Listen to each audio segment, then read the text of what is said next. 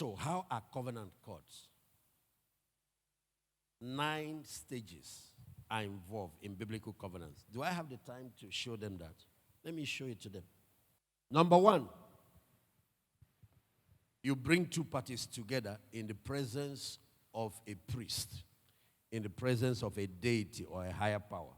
Now, if it's mere contract, you need a third party that will enforce, that is strong enough to hold you people accountable. Someone that is stronger than you, that have the means to make you do what you promise or punish you if you fail to do it. So that's why people go to shrines. They go to a priest. Or if it's within the kingdom of God, they come to God Almighty because he has all the means available to him. Then if it's mere contract, they go to court. They are making the government that third party. So when we violate, because government is stronger than citizens, stronger than individuals, they have the security system, they have the legal system, they have all the means, they can hold you accountable. That's why second to a covenant with God might be a legally binding contract. And I even advise people, even if it's business related, money is involved, no matter what you have finished doing with God, still do a contract. Have that. And we say the same thing in marriage. Even if you've seen it doing all what you're doing in the altar, still go and do court marriage.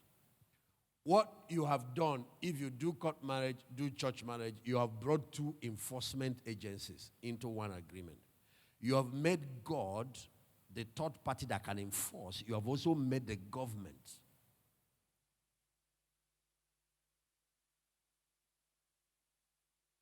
Hello? So you kind of created double insurance for one thing.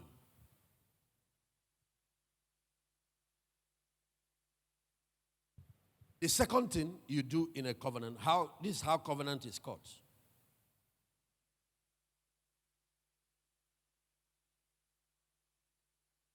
Is the definition of terms, agreement.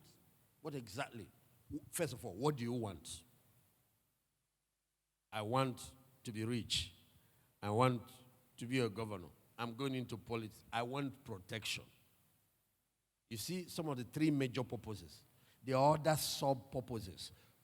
I want relationship. I just want our union, fidelity. I don't want you to ever betray me. And I want, if anything happens, you look after my family, look after my children. I want you to watch, be my friend. I don't want this kind of thing that is going on around. Whatever, you define it. Okay, we're going to bring money together. We'll create a company. And this company is going to go into these areas of business. And the sharing formula is 60-40. I don't want cheating. I want you to keep your commitments with me. Or the sharing formula is 50-50. Because it's easy now until money starts coming. We hit one contract, 20 million for those who are at that level. Another one, 20 billion. Then the human thing will come up. Greed will come up. But where there is covenant, that greed will have to stop. Because if that greed crosses the boundary, the man that exhibited that is going to lose his life.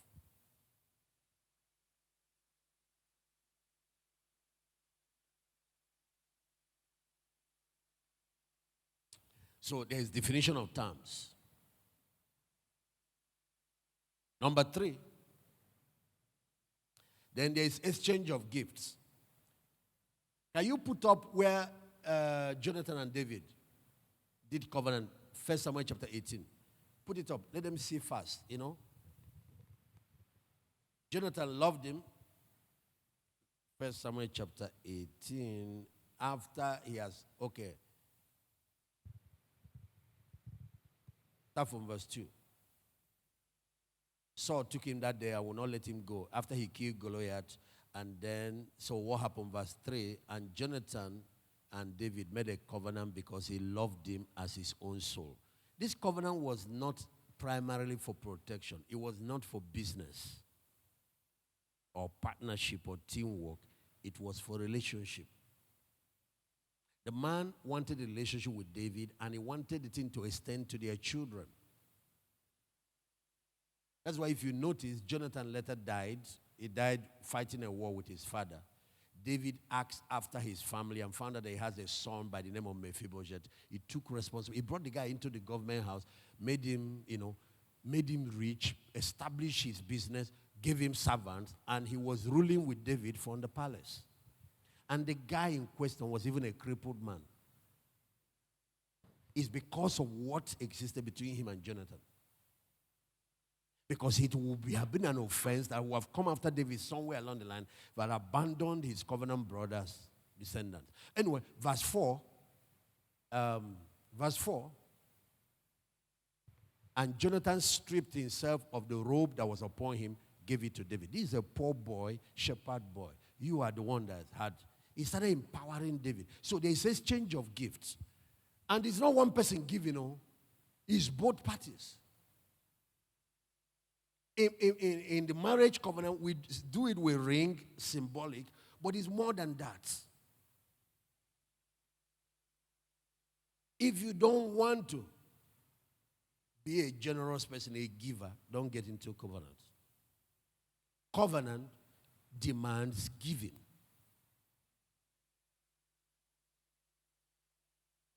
He gave him his robe, changed his dress, gave him his garments, even to his sword. And in those days, I don't know if you have read, Pastor Ben, you read it. The Bible said in the whole Israel, nobody had weapons. All Israel, the Philistines were the ones who had custody of goldsmith and metalsmith and all that. The Jews didn't have weapons. You can see what David used when he fought Goliath. It was a catapult. But because of covenant, it was only Saul and Jonathan who had that. He armed the young man.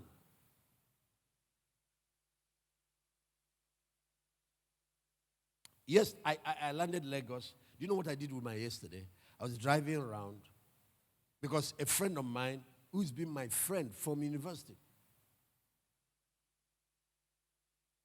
he doesn't have a house. I drove them. Pastor Shola was with me and a few other people. We entered the states, I drove, until we found two options. And I called him and I said, choose which of them. And I'm paying for it.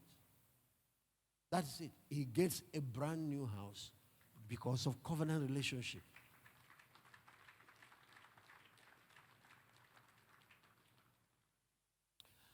And when I got home, I was talking to my daughter about it. I said, you guys are 4 who have been friends, I know. And they are all pastors' kids. I said, after you marry now, leave school, things will turn out differently. You might find one that is not doing well. You might find some of their families so. I said, but if this relationship will take it further, make it covenant, something that will last for a lifetime, it will be the responsibility of the rest of you 3 to come together and make sure that you rescue that one. Doesn't matter whether the husband is a carpenter. You go, if set up a business, do whatever is necessary. This is what God expects from Christianity. You don't want to clap. That's where you should have clapped.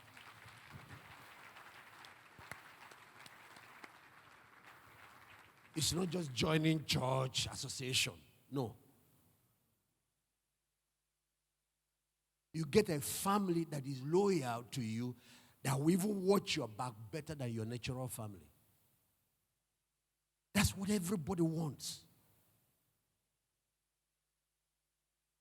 You know, one of the reasons I decided to do that, I watched, he lost his brother, a medical doctor. He's in this Lagos. And we were somewhere, he calls me that there has been an accident, and it was his brother, the only brother he had born of his mother with him, polygamous home, but he had an extended brother from other women. This one is the only one. And I took the next available flight to land because of covenant. And when I got there, we got only to meet a dead body in the hospital. He was crying and holding my I've never seen him like that. He said, that means I'm alone in this whole world. The mom is dead, the father is dead. This is the only person. That means I'm alone, Pastor David. God has anointed you, you raise the dead. Please do something. I went there, ordered for the corpse. What's the name of that hospital? In Lagos, yeah. Ordered for they brought out the corpse. When I even saw the corpse, the little faith I had left. Why? Because the head was broken. It was a motor accident. And he's a medical doctor. He has car. I don't know what happened. He was in Oshodi. He parked his vehicle. He was trying to cross that road. A vehicle came on now. And when I saw the broken skull, I just started comforting him. He refused to be comforted. The people, they carried the body inside. And then after, the burial and everything, I watched him. He wasn't himself again.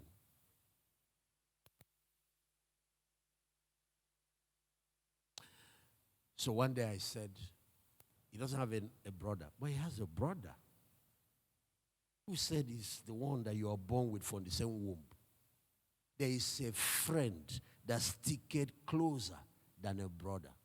I'm not going to be alive and watch. So I brought him to live with me for 2 years. He lived with me in the same house and furnished place. I said, yes. He was in a state. I wanted him to recover first. Now it's time for him to have his own house. He's somewhere. It's me that is running around. God has given me the ability to do that. That's what covenant is all about.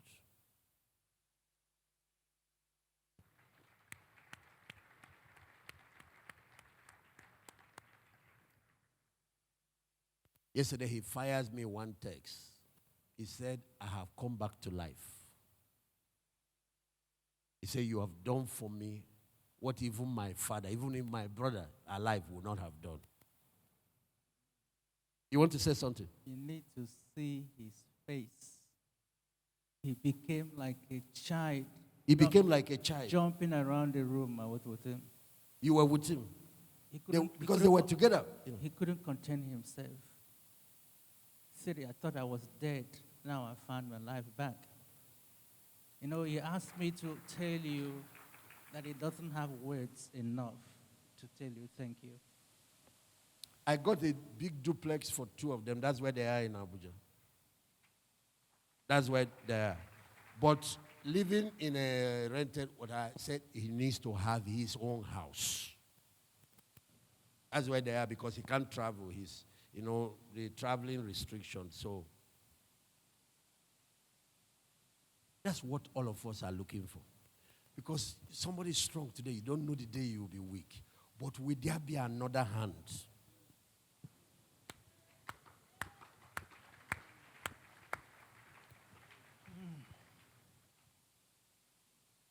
It's something you need to know. Can I get you guys to stand? I use it for illustration. No, why not? This is how life is, brothers and sisters. Sometimes it's up, sometimes it's down. So this is one mountain. This is another mountain.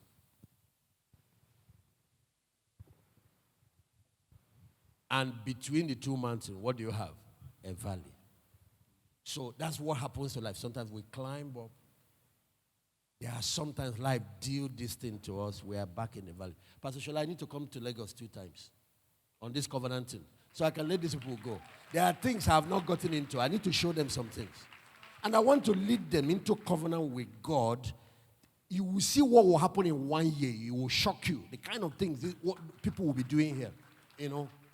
I don't have the time, but I'm going to come back. I need to come back. It's a need for the sake of,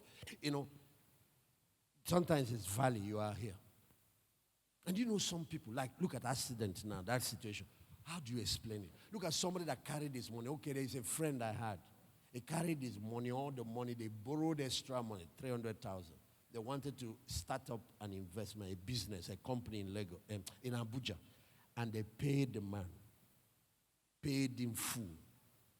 Plus the money that was borrowed. Then that man travels for burial and dies in a motor accident. Now, the family is mourning the loss of the man, but this, my friend, now goes to the wife. He didn't have the mouth to start telling the wife, either you reform me in the morning or whatever. He went to explain what agreement he had with the husband. The wife said, my husband didn't tell me. And there was no way, because they are still signing the agreement for that property. It's a business premise. And they have not finished yet. He just said, when I go and come back, we'll tidy up this week. Now, the dead man is dead. The family has lost. But it is my friend. His whole life is shattered. The person he borrowed money from, his business partner who didn't follow him, believed that he ate his money. The one he borrowed money from. Life sometimes deals that to people. You see the valley. And some people, after a while, you see some people, they climb back up.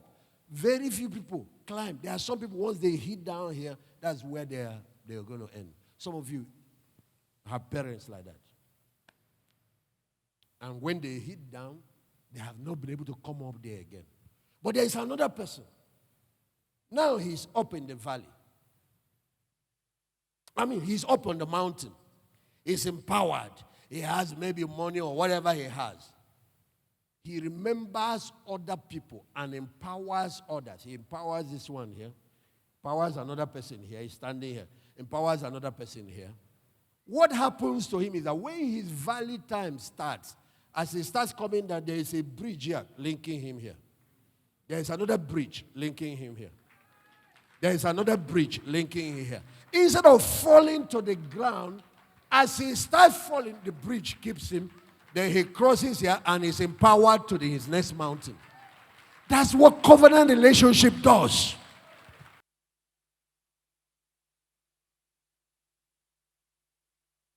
I don't know where you are watching from around the world. This is what has gone wrong with Christianity of today. We have lost the understanding of covenants. We watch our brothers die. We don't care. And you know what I tell our senior pastors? My direct 12. I say, I do it for you, with you. As an example, make sure it's trickling down. You do it for your own 12. Teach them to do it for their own 12. Teach them to do it for their own 12. Teach them. Anybody God has blessed, take 12 believers, 12 others, and mentor them to your level. Empower them to your level. Teach them business. And create a covenant, because if you eat alone, you will die alone. You don't know what the future holds. You don't know the day things might. It might be one of those ones that are answering you, sir, that will be the one that pick you up. You are falling backward, but you find out that you are not able to fall anymore. Something has held you, and it's one of the people you empowered where you had the opportunity, and then they put you back in stage. Me, I'm never ever planning to fall or to let somebody help me. I have a covenant with another person. His name is Jehovah. That hand, when he holds you, you never fall. He said the path of a righteous man is like a shining light that shines brighter and brighter. That's me. That's the vertical covenant. But just because I have that does not mean I ignore the horizontal. In the world where you and I live, there are two powers that make things happen. The power of God and the power of man. After the power of God, you need manpower. You need the power of relationships to change any equation. Bow down your head. Because there are some of us, businesses, you have the idea. It's somebody else you need who have the money. Some of you have the money. You don't have the time to go and run that thing. You need partnerships. You need synergy. But where do we find trust? Where do we find integrity? That's where the issue is. Dominion City, wherever you may be all over the world, if you guys will learn covenantal living, learn this, you will rule the world. You will. Dominion is given as in unity, not in individualism. Let them, not let him, not let her. Let them have dominion. If you can create synergy, you can create unity, you can understand how to harness the power of networks and relationships. There is nothing you cannot accomplish in this world. That's what God has taught me and some of us that laid the foundation of this mandate. When you hear the exploits we're doing all over the world, they think it's some wealthy people, some powerful people. It's a small group of people that are doing this thing. But there's something we understand. There's something we understand. All my 12 are mighty men. They're all doing exploits everywhere. Have you noticed that? Have you noticed? If you watch, I don't know whether it's last week or what, I did the program to a point. I turned it over to Dubus. Somebody sent me a message for you. He said, fire fell online. That's what we do. We are not building the type of ministry where only general overseer or one person is doing well, other people are. No, not in a covenant environment. There's things I'm going to teach you guys. You will see. You will harness the most powerful businesses and opportunities in this whole country. Nigeria is a promised land. It's a land of opportunity. Don't let anybody fool you. All this corona nonsense. Nothing has happened. Did money fly to Mars? Did they shift your money to the moon? All the currencies are still here. You just need to set travel where nowhere is flowing and catch it there. People that want to build estates, people that want to do big things in this, people that want to take governance, people that want to hold spiritual rods. God is not hard to please. God is not the one holding people. Only less than 5% of people in the church understands it. The Kenekoplans, the Idahosas, the Oyedepos, but how many? And they're all high flyers. The rest are just there doing boyfriend and girlfriend with God. God doesn't do casual relationships. God does covenant relationships.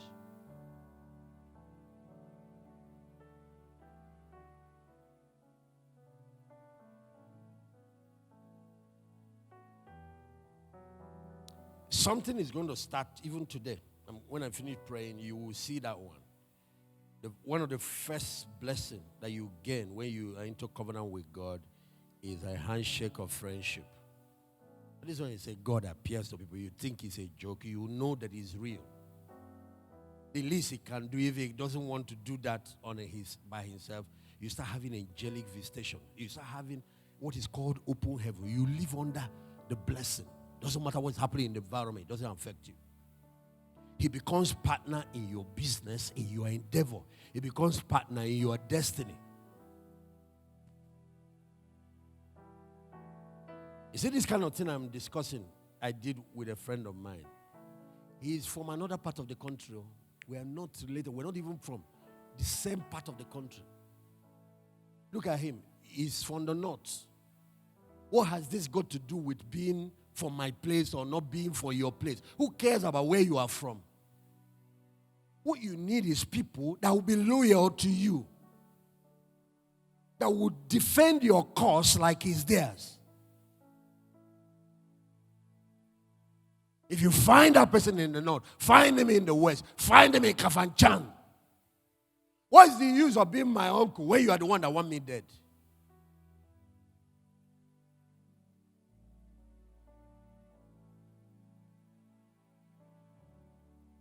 Please put up that friend, your father's friend and your own friend. Do not forsake. Put it up. Let them see something there. Yeah. Thy own friend, your father's friend, forsake not. Neither go into your brother's house in the day of calamity. For better is a neighbor that is near than a brother that is far. Covenant will give you more than your natural family. Okay, like this my friend now. He has a brother that is alive from another mother. I won't say any other thing here. It's on TV. But he has another brother alive. But, me that is from another part of the country is, what is the use of a brother that is far off? It's better that there is a friend that sticks closer than a brother. Now that I'm down, I need capital to start. What's the use of you're a billionaire, but you're my uncle or you're my brother. What does that? I'm dying, I'm in hospital. What is the use of that if it won't help in a time of need? In covenant, you don't take advantage of people. You don't say, because we are my covenant, you come and take. You don't do that. There is no cheating or whatever. But if I'm down and I'm in need, what the covenant brother has is at his disposal. That's why if South Korea has war against them, America's superpower might will come to their aid. That's the purpose of covenant. That's the purpose of covenant.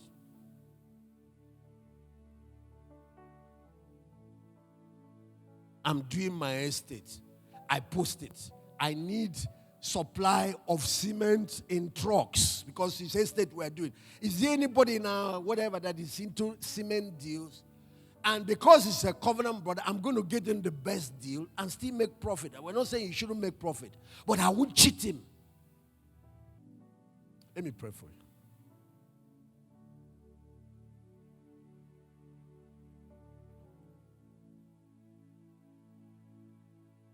The first thing I'm going to ask God is the right hand of friendship. There is a level of relationship with God that many people don't know. You read about it in the Bible. You read about it in some of the past books. God's General Survivor. It is real. Father, in the name of Jesus, here are your children. You told me to take up this project. You said, I have many children, very few sons. I have many servants, even many men of God, very few friends. You told me I should first start with my own life, a life of friendship with God, and you told me to help undertake that mandate to bring more people into that place of intimacy. That's why I'm preaching it today and doing it exactly like you want. Your heart, you want to reveal yourself to men. You want to draw them close. Most people are not interested in that. They're interested in what they will get from you. Open the door of friendship. Open the door of intimacy. What you did with Abraham for these men and women. Even if when they came out, they didn't know what they are doing. Because you are a merciful and gracious God, open their eyes. Show them yourself. Let them know you. And let that revelation produce transformation in their life. Let it create in them men that are like God, that are reflections of you. That's what is scarce today. It's not people who go to church. It's people who are Christ-like. Produce in them men that are driven by your kind of values. Men that walk in love. Men that are upright. Men of integrity. Covenant keepers. And Father, with that, entrust into their hands as stewards levels of kingdom dominion, kingdom wealth, kingdom resources of different type, power, wisdom, glory, exaltation of different levels at their different levels of faithfulness. Position every one of them. Use them to showcase in 21st century that you are still who you said you are. You've done it in my life. You are still doing much more. You've done it with many. Do it with this. Thank you because I know you are faithful. It's your heart desire. Now let a new season begin in their lives. In Jesus' mighty name.